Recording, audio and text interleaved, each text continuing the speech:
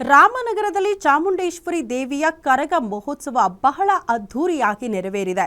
ಪ್ರಮುಖವಾಗಿ ಈ ಕರಗ ಮಹೋತ್ಸವದಲ್ಲಿ ಡಿಸಿಎಂ ಡಿಕೆ ಶಿವಕುಮಾರ್ ಅವರು ಕೂಡ ಭಾಗಿಯಾಗಿದ್ರು ಅನ್ನುವಂತಹ ವಿಚಾರವನ್ನು ಕೂಡ ನಾವು ಗಮನಿಸಬೇಕಾಗುತ್ತೆ. ಅವರು ಬಂದ ಬಳಿಕ ಈ ಕರಗ ಮಹೋತ್ಸವ ಬಹಳ ಅದ್ಧೂರಿಯಾಗಿ ನೆರವೇರಿದೆ. ಸಾವಿರಾರು ಸಂಖ್ಯೆಯಲ್ಲಿ ಜನ ಕೂಡ ಕರಗ ಮಹೋತ್ಸವದಲ್ಲಿ ಭಾಗಿಯಾಗಿದ್ರು ಅಂತ. ಐತಿಹಾಸಿಕ ಕರಗ ಉತ್ಸವದಲ್ಲಿ ಡಿಸಿಎಂ ಡಿಕೆ ಶಿವಕುಮಾರ್ ಭಾಗಿಯಾಗಿ ಚಾಮುಂಡೇಶ್ವರಿಯ ದರ್ಶನ ಪಡೆದುಕೊಂಡಿದ್ದಾರೆ. ಇವರ ಜೊತೆಗೆ ಶಾಸಕರಾದ ಇಕ್ಬಾಲ್ ಹುಸೇನ್, ಎಚ್.ಸಿ. ಬಾಲಕೃಷ್ಣ, ಡಿಕೆಶಿ ಅವರಿಗೆ ಸಾಥ್ ಕೊಟ್ಟಿದ್ರು.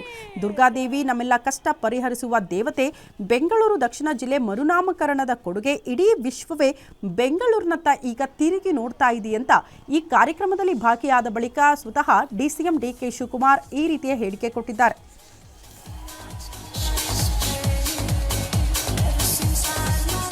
ರಾಮನಗರದಲ್ಲಿ ಈಗಾಗಲೇ 1,000 ಕೋಟಿ ಹಣವನ್ನ ಬಿಡುಗಡೆ ಮಾಡಿದ್ದೇವೆ ಅಭಿವೃದ್ಧಿಗೋಸ್ಕರ. ಬಾಲಕೃಷ್ಣ ಅವರ ಕ್ಷೇತ್ರದಲ್ಲಿ 1,300 ಕೋಟಿ ರೂಪಾಯಿ ಹಣ ಬಿಡುಗಡೆ ಆಗಿದೆ. ಚನ್ನಪಟ್ಟಣದಲ್ಲಿ 1,000 ಕೋಟಿ ರೂಪಾಯಿ ಬಿಡುಗಡೆ ಆಗಿದೆ. ಆ ರೀತಿ ಇವತ್ತು ಅಭಿವೃದ್ಧಿಯ ಪಥಕ್ಕೆ ನಿಮ್ಮನ್ನ ತೆಗೆದುಕೊಂಡು ಹೋಗುವಂತ ಕೆಲಸವನ್ನು ನಾವು ಮಾಡ್ತಾ ಇದ್ದೇವೆ. ಆದ್ರಿಂದ ತಮ್ಮ ಆಶೀರ್ವಾದ ಸದಾ ಇರಲಿ. ನಮ್ಮ ಕೈಯನ್ನು ಬಲಪಡಿಸಬೇಕು, ನಿಮ್ಮ ಆಶೀರ್ವಾದ ಮಾಡಬೇಕು, ನಿಮ್ಮ ಸೇವೆಯನ್ನು ಮಾಡಲಿಕ್ಕೆ ಬದ್ಧವಾಗಿದ್ದೇವೆ. ಈಗಾಗಲೇ ರಾಮನಗರದಲ್ಲಿ 100 ಎಕರೆಗೂ ಹೆಚ್ಚು ಜಮೀನನ್ನ ತೆಗೆದುಕೊಂಡು ಬಡವರಿಗೆ ಸೈಟನ್ನು ಹಂಚುವಂತ ಕಾರ್ಯಕ್ರಮವನ್ನು ಈಗಾಗಲೇ ನಾವು ರೂಪಿಸಿದ್ದೇವೆ.